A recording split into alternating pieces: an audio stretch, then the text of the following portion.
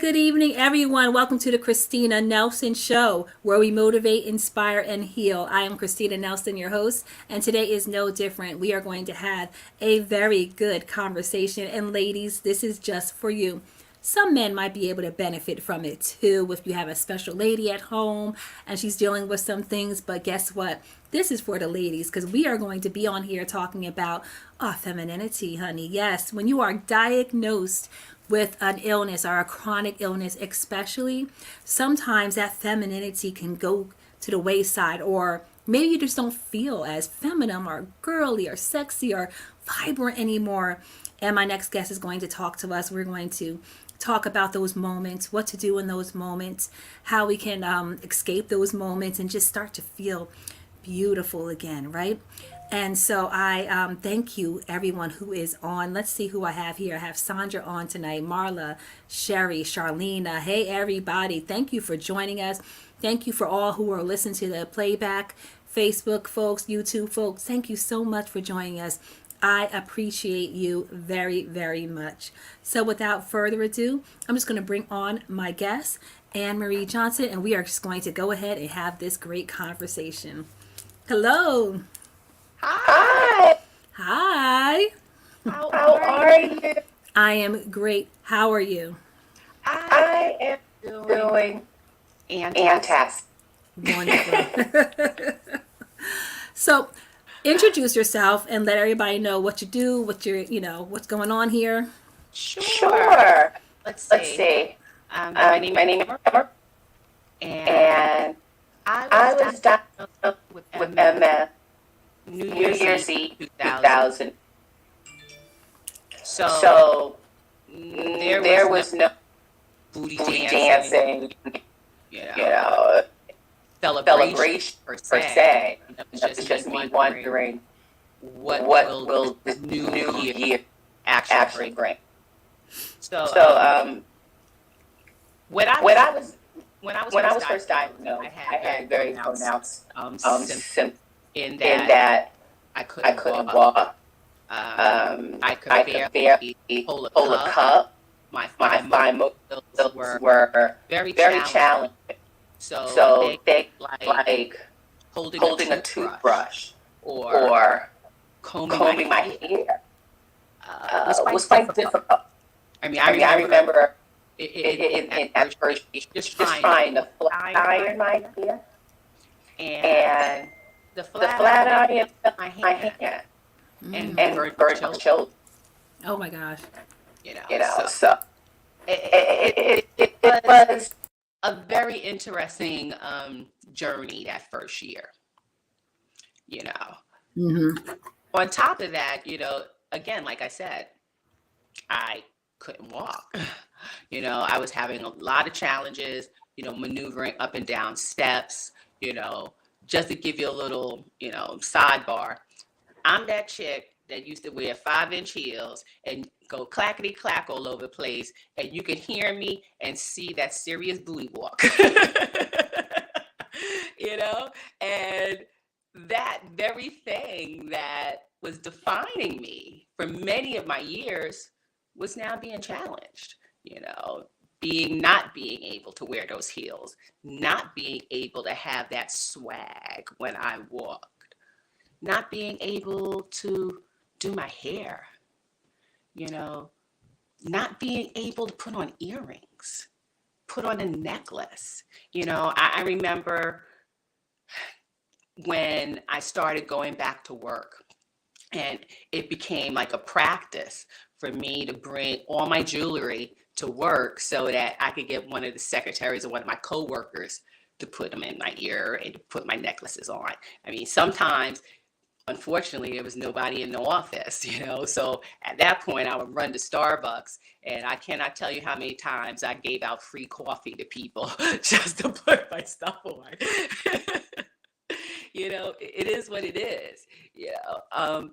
It, those moments, though, while if they were challenging, they were very important to continue, because so much was taken, as we all know, with MS. MS, has a way of taking and taking. So thinking about, these attributes that for the longest was identifying me as a woman. And these very attributes, are also a lot of times are based in our cultural norms. I had to really think about, who's Anne Marie? Who is Anne Marie? As well as, what does MS mean for me?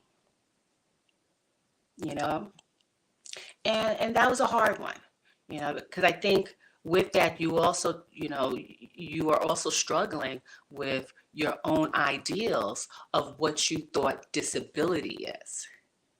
And society will have you thinking that disability is less than, that disability is those folks.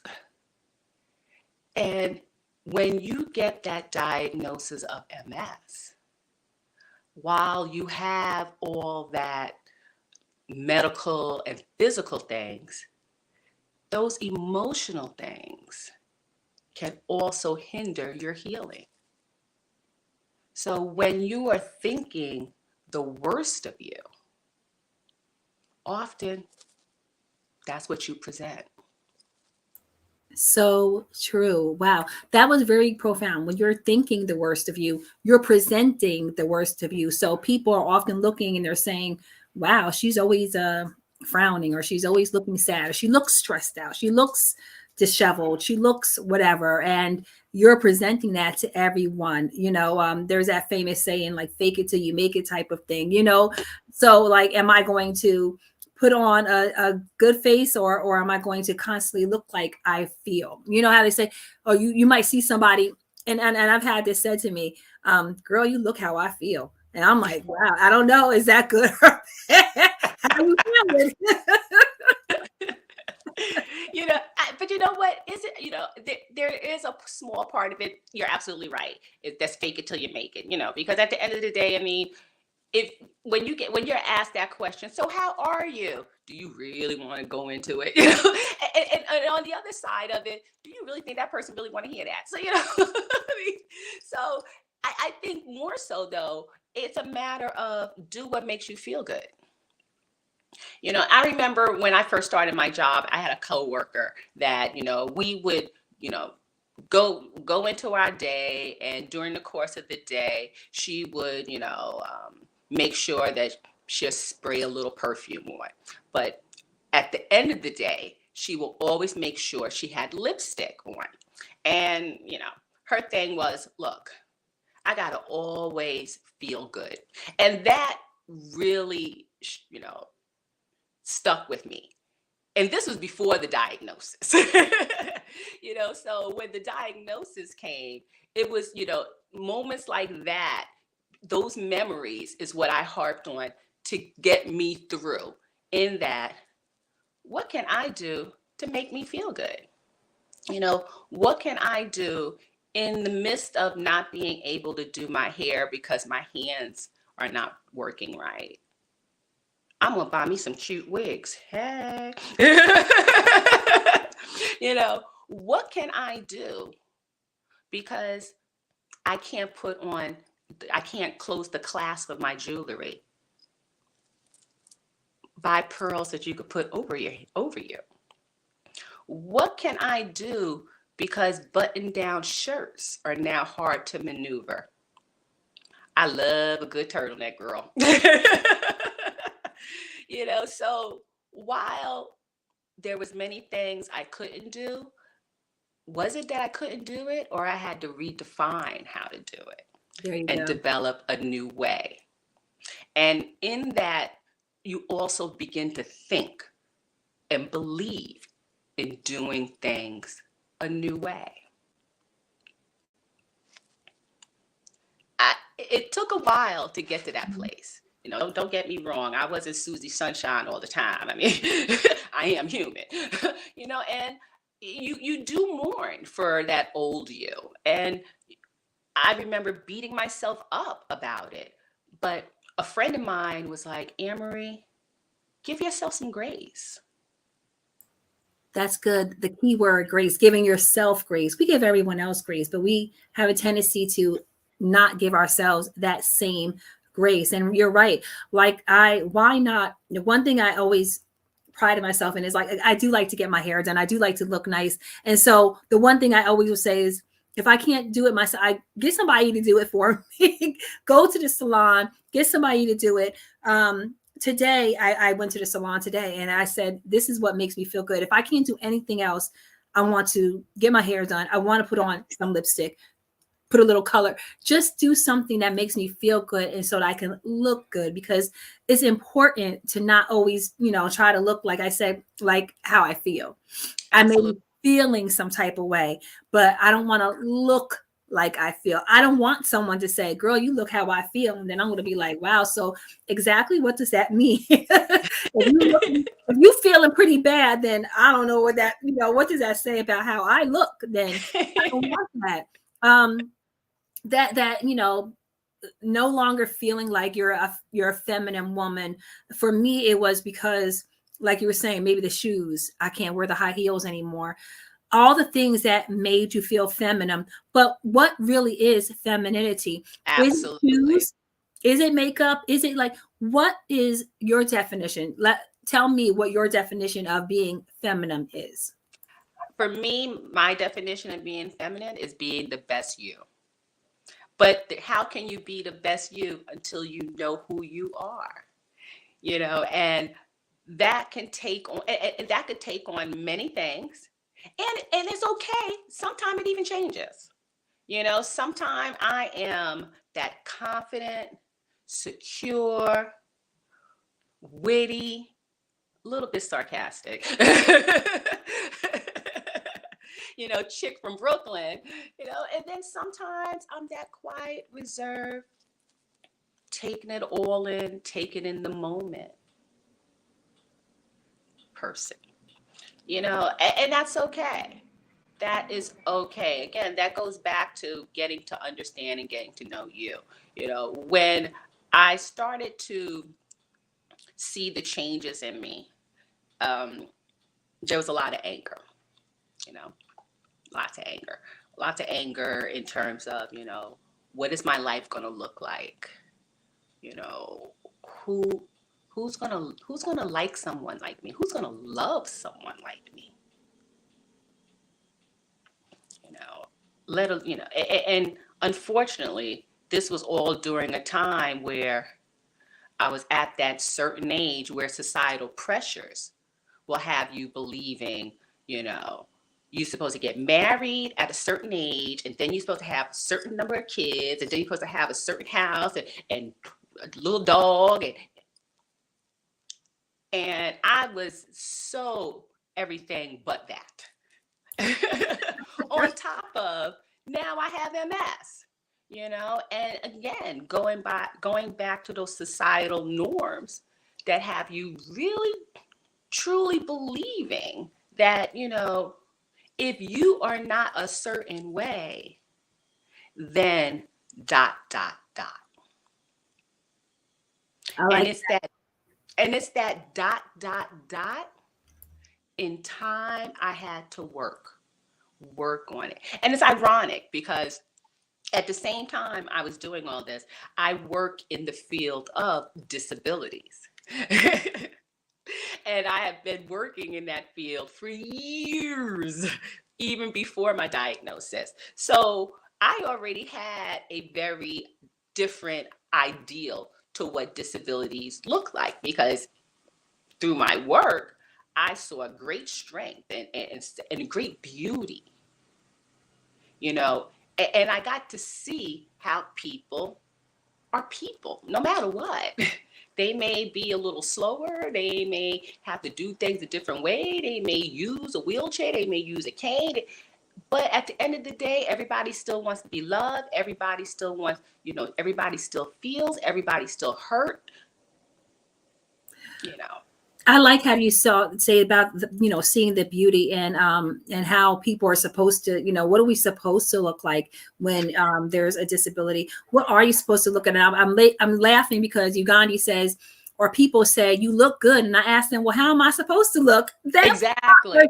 How am I supposed to look? Tell me, what am I supposed to look like as a woman with a quote unquote disability? Am I supposed to not look good? Why are people surprised that you look pleasant, that you keep your hair done, that you have on makeup, exactly. and that you look nice and all that good stuff? Even Yvonne just said that. She says, people are surprised that I still keep up with myself as good as I do. They think that MS means that you're supposed to look a certain way. Well, I'm here to tell you that this is also how MS look. As well as you, as well as everybody else that's here today. This is also how MS look. Now, like I said, don't get me wrong. On a bad day, girl. Girl. But I also choose not to stay in that place. I tried that the first year, where I spent weeks upon weeks of just crying and just overwhelmed and anxious and putting forth a future and defining a future that wasn't true. I mean, here it is now, 21 years later? Yeah, same here. Yep. And I'm exactly, but in that moment, that first year, I had already decided, girl, I remember I was even looking into how to write a will. I was making sure I got all kinds of insurance for work. I mean, you automatically, but at the same time, another piece to this is also, I think, the level of ignorance on my part, in terms of I didn't know what MS was. All I knew at that time was Richard Pryor and Montel Williams, and I was like, you and me and my husband and all of us have that same sentence. All yep. I knew was Montel Williams and Richard Pryor, and they were both at extreme ends. Montel Williams was spry, and he still had his physical. He was still doing the show, and then Richard Pryor was like wheelchair bound, and you're like, what am I supposed to do with that information? Yep, and then add on to it, all that Montel was, this man broke down in tears talking about this illness. And this was the imagery I was seeing about this. So I was like, what does this mean for me? I'm just some poor chick from Brooklyn. I'm not rich. I'm not a Hollywood celebrity. I was automatically, put in that place of thinking the worst. And then again, not knowing what MS is. And then when you typed in those two words, back then, there wasn't a social media platform like how it is today. Oh, absolutely not at all.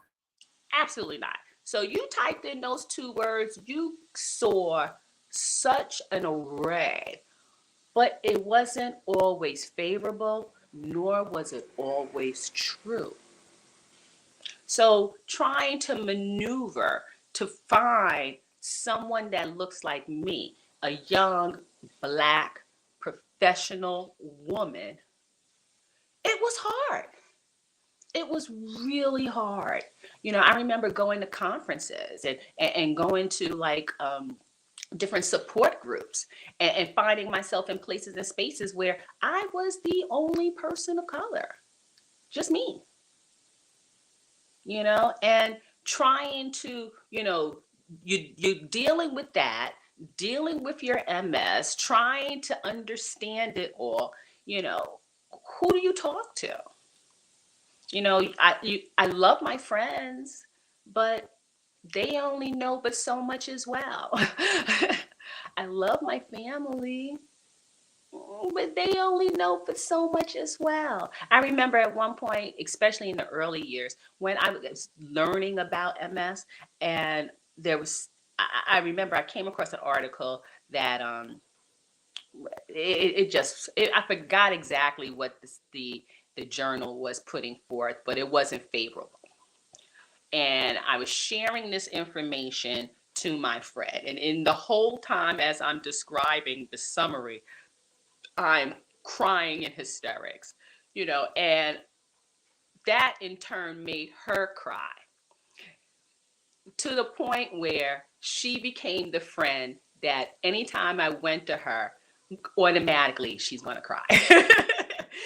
Through the years, she became that friend that was always emotional in my journey.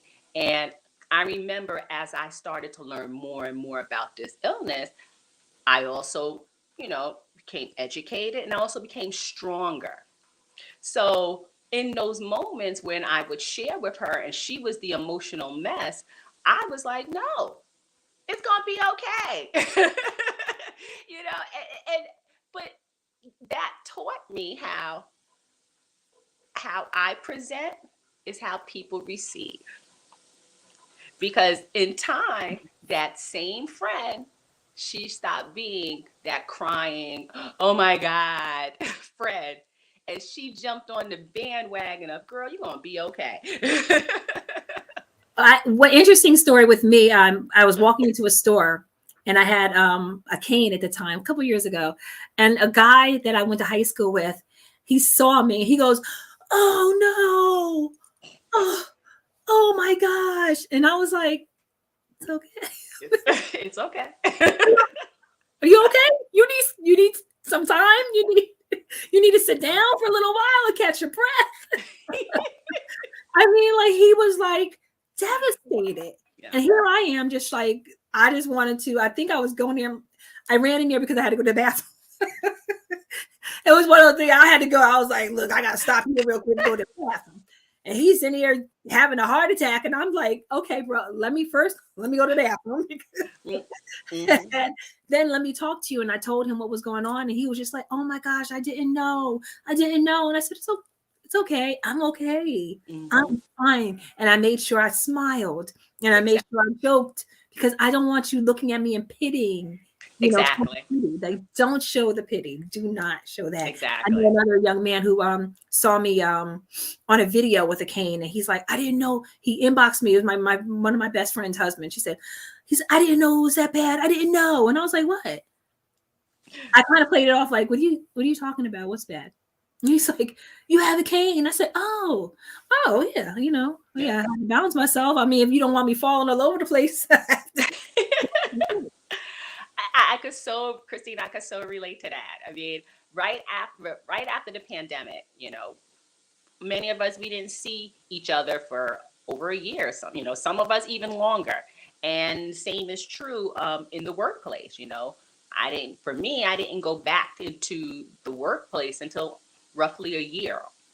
And I went through a lot of changes during the pandemic and a lot of challenges. And as a result, I use a cane now. So I remember when I had always had a cane. I had a little purple cane, fold-up cane that I used to leave in my car because every now and then, I feel a little uneasy. But through the years, I didn't find myself using it as much until the pandemic. Pandemic changed everything. Good Lord. But knowing that if I need some assistance to walk, because I'd rather use the assistance than fall on my face. See, I'm from that place. I'm going to make sure it's the cutest thing around. So, so the first cane I bought was like this leopard cane, and then I bought leopard shoes, and then of course I had a leopard scarf, and I would go to work, and again, for many people in the office, this was the first time they saw me. So like you get the, and for me, I'm using the cane for balance.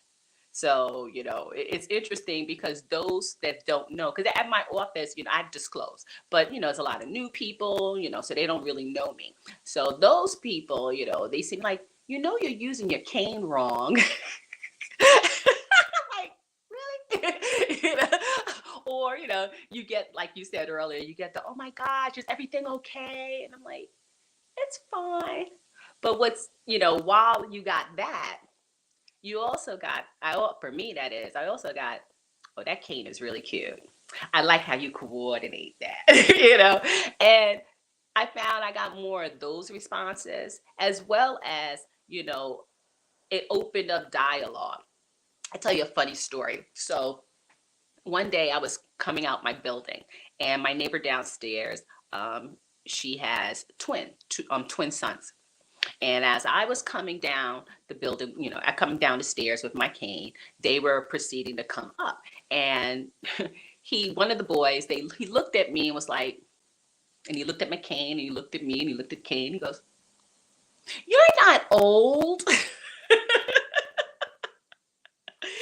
But again, this is what The reception. Yeah. Exactly. And it was such a beautiful exchange because he was so innocent with it. And it just gave me an opportunity to share. And in that moment, his mom kind of like, because at first she was just like, "Oh, come on, don't say that." I was like, no, no, no, it's okay. I said, it's okay. We're going to make this a teaching moment. I was like, sometimes some people walk like you. And then there's some people that walk like me. And then there's some people that walk with wheels in terms of wheelchairs and scooters, Very good. So there's just, at the end of the day, as long as I could go to the store and get some ice cream, that's all that matters. That's it. That's it.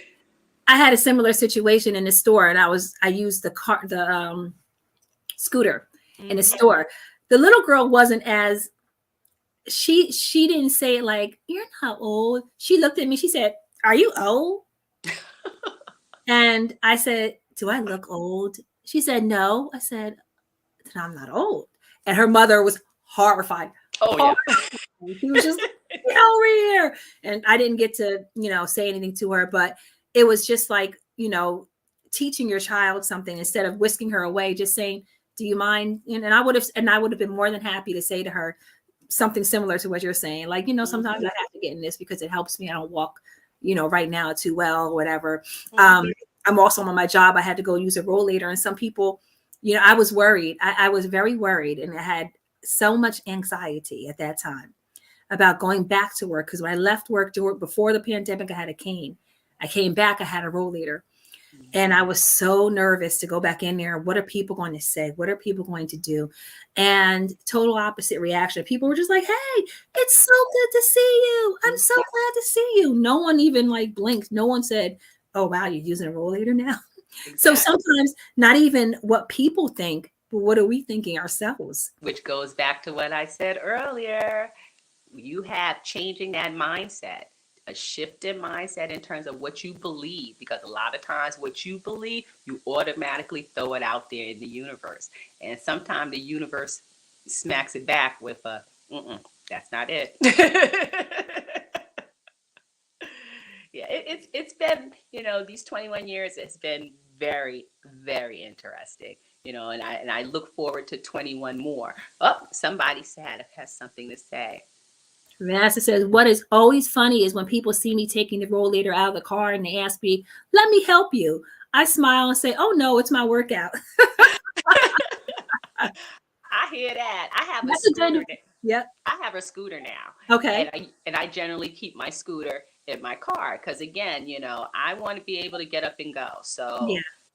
If I'm out and I feel that maybe I'm going to, let's say I'm going to the mall. I know there's no way I can maneuver the mall all by myself with a cane. So I'm bringing the scooter so that way I can enjoy my shopping experience. And like the person said, I can't, it's nice when people rush to your help, especially since my scooter is kind of heavy. So, But what I find interesting is sometimes, parking in the handicap spots, and it's funny because I'll come out, and I have on my cute flats, and people will judge. And it's not until I bring out the cane, Right.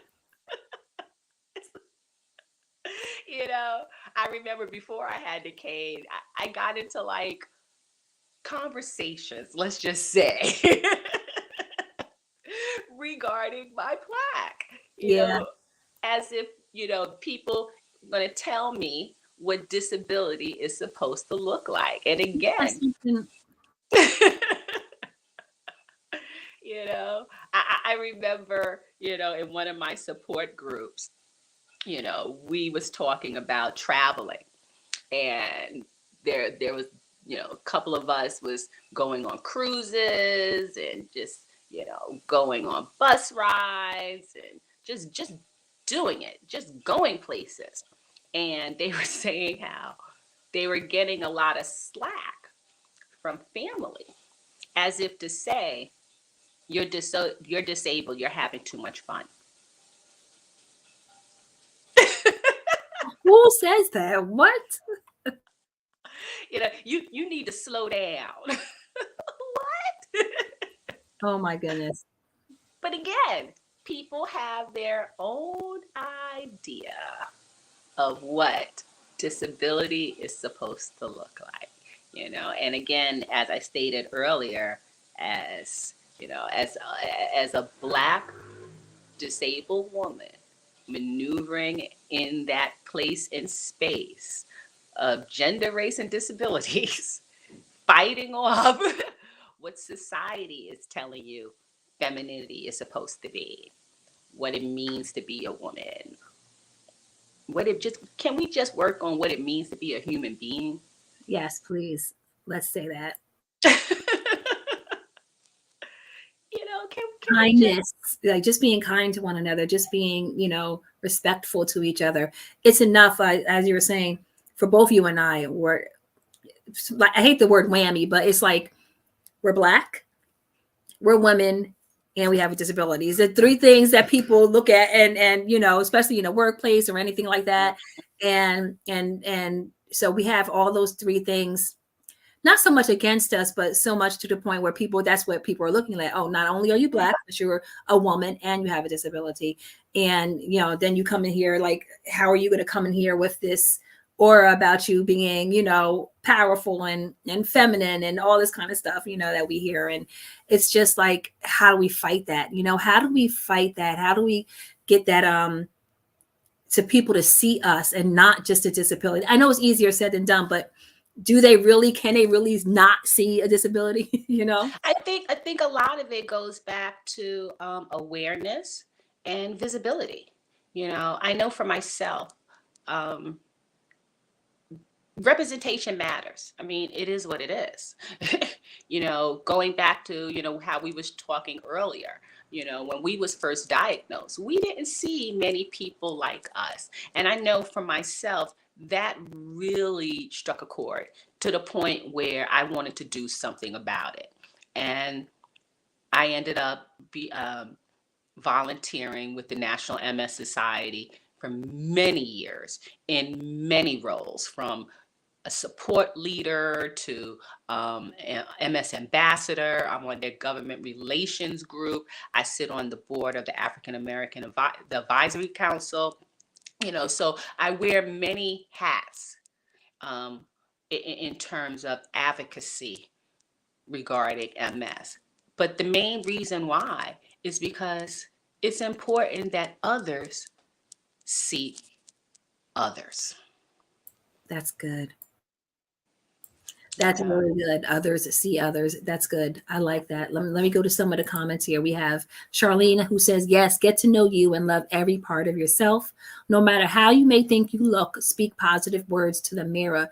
You look so good, girl. I'll even take one further, speak the positive and try to do the positive. It could be as simple as, a nice shade of lipstick, some good hair, Girl, let me tell you, again, with my fine motor skills, bras and snaps and we can't do that. So I'm all about a bralette. And I found the cutest lacy bralettes right in Target. I mean, they were so cute. My girlfriend, Listen, hello, my girlfriend was like, "Ooh, that's cute. Is that Victoria's Secret?" I was like, "No, this Target, girl." And I cannot tell you something as simple as a pretty bralette, a pretty pair of panties, I'm just saying, mhm, can make you feel so good, could really change it's your true. outlook It's true. during the course of your day.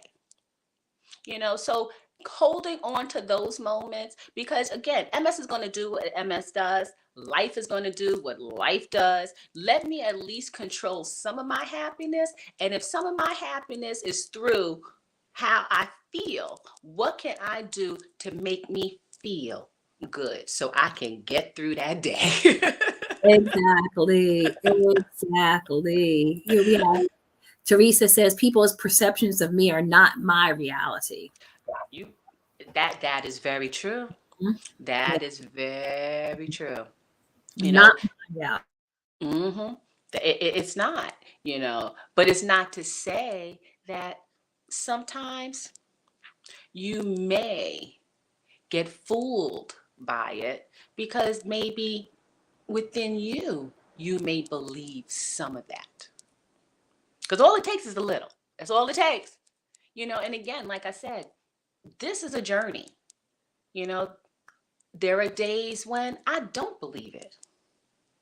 You know, they have what I think there's a imposter, what is it called? Imposter.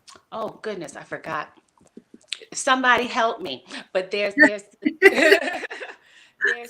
there's this ideal that successful people go through where they feel as if they're an imposter as they're going through, there it is. Thank you, Teresa. Imposter syndrome. That is real. And what is true of, in people in that light, it's also true in terms of people with MS. You start thinking, I remember when I got my disability plaque, for example, I was like, am I disabled enough for this? I shouldn't have this. Again, why I should, I'm not, you know what? I'm not going to use it. I'm only going to use it when I act. These are the things that was going through my head. Meanwhile, I got, how, you look at my MRIs and that pretty much will tell you that I need this plaque. Mm-hmm. you know but again, it's that mindset, trying to get your mind to that place of understanding who you are, and holding on to many of what that foundational um, um, ideals of who you are, and being able to maneuver it and change it in such a way where you could preserve that and then become an even better person. But it's a journey. But it's an Absolutely. absolute journey. It doesn't Absolutely. happen overnight. It's a lot of work. Because again, you're like constantly fighting. Whether it be your inner circle, whether it be society as a whole. You're constantly fighting, you know. Excuse me. You look at television, and television throw out so much, in terms of what things, how life is supposed to be. I mean, look at social media. You go on some of these social media platforms, and do you see people like us outside of a MS group? Right. But I'm thankful because when I do go to an MS group, there's such variation. It shows all of us, all of us, and the beauty of us. And it shows that even if you have MS, you can have a great life if Absolutely. that's what you choose. your choice. That's excellent right there. If that's what you choose, you can either sulk in it, or like I said, you can either look like what somebody else is going through, or look like what you've been through, or you can choose to, say, listen, I'm going to speak positive things. I'm going to look in the mirror. I'm going to be feminine. I'm going to be beautiful. I'm going to be, who God created to me to be. He still created beauty in me. There's still beauty in me to look into. So you got to be there. You got to be that for yourself and for others too, because people are still watching. Your daughters are still watching. Your sons are still watching, and it may not even have to do with anything with multiple sclerosis, but just in general of being positive. I had to be that so that when my daughters look at at themselves, they're not looking at themselves and sizing themselves up and comparing themselves to other young women. I don't want them to look and say, this girl here, wow, look at her, she has pretty hair, she has pretty skin, she has, and look at him and say, I don't look that good, I don't like my skin, I don't like my hair, and all that kind of stuff. And that's even before the MS. That's just exactly, yeah. That's just general. That's just just general societal pressures. yeah. And like I said, you already fighting with all of that, and then you throw disability into the mix. Oh, it could get real interesting. And again, like I said, and society also sets the platform for how we view disabilities. I mean, the next time you go to the nail salon, and I challenge everyone, the next time you go to a nail salon, is it accessible? Is it? And understand, accessibility also includes the bathroom. The next time you go to the hairdresser, is it accessible? So again, as a woman, these are the things that we do. These are the things that are part of our daily routine. These are the things many of us do, without a blink. And when you're diagnosed with MS, where you may have physical disabilities attached to it, these things that become your norm is no more. So unless you are willing to take that moment and really push through it and learn a different way of approaching it, you could be in a dark place. That's true. That's true. Let's shift gears for a second here. Let's talk about this dating thing here. Okay. Because listen, honey, when I was single, before I got married to Eric, I dreaded that dating life because the first thing I was thinking in my head was, should I tell him now or should I tell him later? Should I let them know everything right now, or should I let them know everything later once you get into it and then have him? So many thoughts. I was stressed out before I even commit the first phone call. What say ye? I think many of us go through that. Do I tell? Do I not tell? Especially depending on how your MS presents itself. I remember when in those early years. I was part of that "you look so well" crew, whatever well means, right? So there was a, as much as there was a concern and some anxiety over, do I tell or do I not tell, I came to a place of talking about my MS is like talking about my credit score. Do you tell everybody your credit score? No. But do you tell what's important? Getting that car, getting that house, the things that are important, that's who you divulge that credit score to. And I looked at that in terms of, the people I date, those first couple of days, no, you don't need to know. Just like as with many other things, and I'm sure, True. Yeah. those individuals are doing the same thing. And for many reasons, the relationships didn't work. But then there are some that I didn't immediately. And in time, I did share. And some of those relationships were good relationships for that moment, you know. However, they weren't for me. And MS didn't have anything to do with it. You Yep. know, in hindsight, all that anxiety that often, many of us put into do I tell, do I tell, do I tell? Those are not the reasons why you break up. Don't get me wrong. Sometimes, yeah, but many a times, no. If someone is selfish, they're selfish. If someone is mean, they're mean. Period. Having MS just present opportunities for you to see it faster sometimes. Yes, yes, I agree. But Yep. it doesn't take away from the fact that the person is mean. The person is, selfish. The person is not nice. Luckily though, through all of the I guess the single life journey, for me it's a matter of you got to be in it. Yeah, so I was dating. I was, as one of my friends say, I was mixing and mingling. From social, what was it, the dating apps, and going out and traveling. I was seizing the moment and every opportunity to meet someone. um, Little did I know I would meet someone right in my own backyard.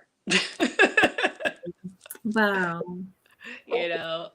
My boyfriend, he was someone that I knew for like 10 years before we actually started dating. So he would see me, I would see him, and we would cross paths and laugh and hee hee ha ha. And he would give me his business card and call me. And I wouldn't call.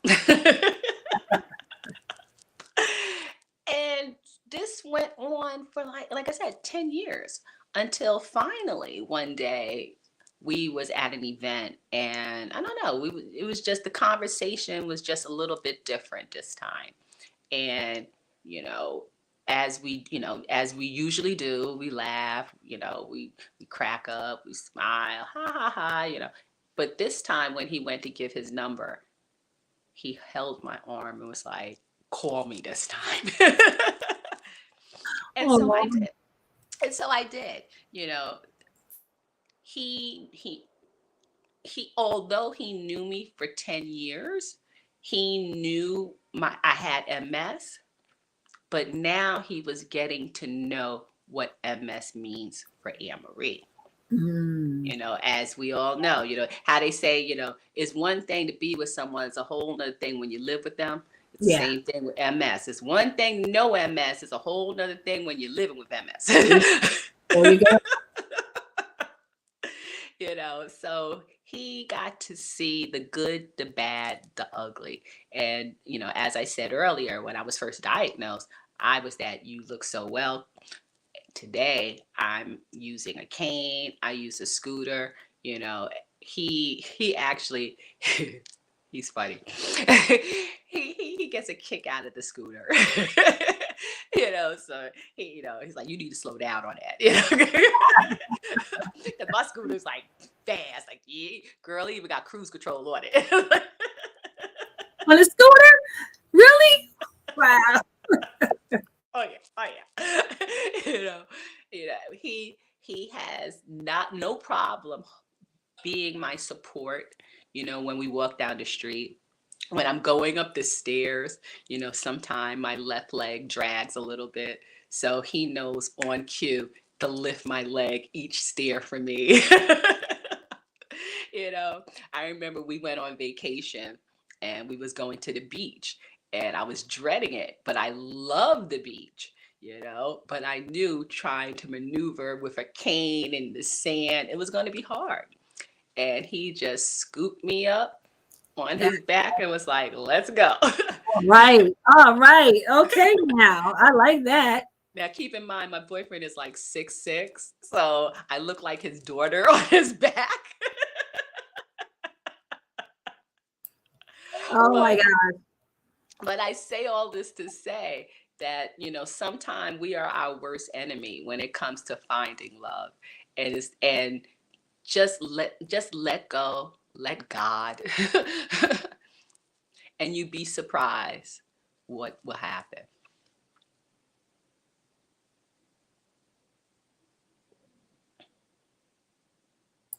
Teresa says, I was chronically ill long before MS. I was open and honest about my medical condition. I wanted the person to know. And if they couldn't accept me, I wanted them to go. It is That's truly right. a personal decision. Yes. You got that right. Yeah. I was the same way. I pretty much, I tried both. There would be times where I said, I'm going to let them know right away. And there was times I said, I'm going to let this simmer for a little bit and see how, where it's going and how I feel about this individual. And but because I was so vocal on Facebook and everything, pretty much people just knew about it. But I did date intentionally, and when I did date, I let a person know. And there were guys who actually was like, I don't know if I can do this, and it hurt. But then it was like, you're not for me. Obviously, you're not Exactly. for me, because whoever God has for me is not going. They'll understand it and they'll be okay with it. So Exactly. it happened. Yep. I remember, one time with my boyfriend and I, we was going on a road trip, and this was actually our first road trip, and I was, again, anxious, some anxiety, because I go to the bathroom a lot. Some of that is MS, some of it could be because I'm a woman of a certain age, who knows? But I'm one of those people, I have to drink everything at one shot so I could dispel at one shot, because if not, I will have many trips to the bathroom. So knowing that we was going on a road trip, knowing that we had snacks and this and that, we're going to be in the car for many hours. What is this going to look like?